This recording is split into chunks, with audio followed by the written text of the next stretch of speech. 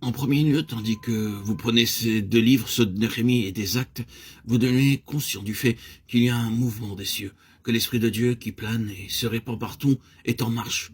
Dans le livre de Néhémie, cela a commencé là-bas, à Babylone. L'Esprit de Dieu s'est mis en mouvement. Tout d'abord, il réveille l'esprit de Cyrus, roi de Perse, et l'incite à faire ce décret et à prendre cette mesure avantageuse qui facilite la situation. Il y a un mouvement du ciel. Et puis il y a eu un mouvement dans le cœur de cet homme Néhémie.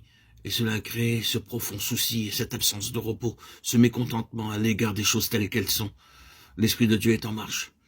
Et puis, grâce à des facilités, Néhémie parvient à Jérusalem. Et l'Esprit qui est en lui, cette impulsion qui se trouve en lui, se propage premièrement dans quelques frères et puis, à très peu d'exceptions près, dans tout le peuple. Il est dit de quelques-uns qu'ils ne se soumirent pas au service. Néhémie 3,5. Mais ce sont des exceptions. L'esprit est en marche, créant tout d'abord cette insatisfaction à l'égard des choses telles qu'elles sont, cette absence de repos concernant la situation, ce sens que les choses devraient être différentes. Comme je l'ai dit auparavant, ce n'est pas purement et simplement un esprit de mécontentement et de critique, c'est l'œuvre de l'esprit. C'est positif, non pas négatif. C'est constructif dans son but et non pas destructif. L'Esprit de Dieu est de nouveau en marche, comme il l'était lors de la première création terrestre, planant et se mouvant pour amener l'ordre au sein du chaos. Il en est de même ici au début de ce livre de Néhémie. Vous passez au livre des Actes et vous savez parfaitement bien que le ciel est en marche. L'Esprit est en marche. Quelque chose se passe. La longue nuit semble se terminer, des traits de lumière parcourent l'horizon. Il y a une impression de réveil et de mouvement. Et en ce grand jour, la chose éclate, le ciel se fend, l'Esprit descend. Et le mouvement de l'Esprit commence.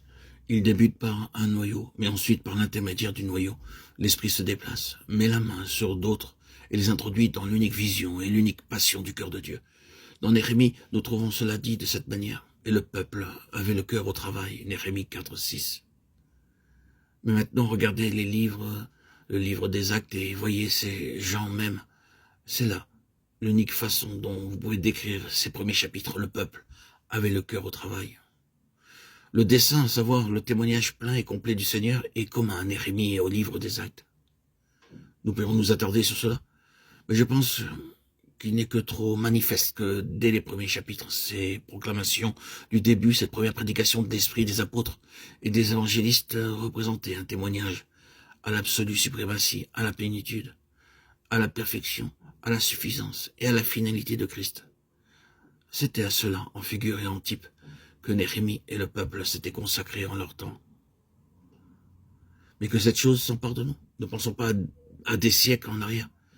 Mais introduisons ceci en plein dans notre propre temps présent. Sommes-nous des gens ayant à cœur qu'il y ait un témoignage plein, sans limite et ininterrompu du Seigneur?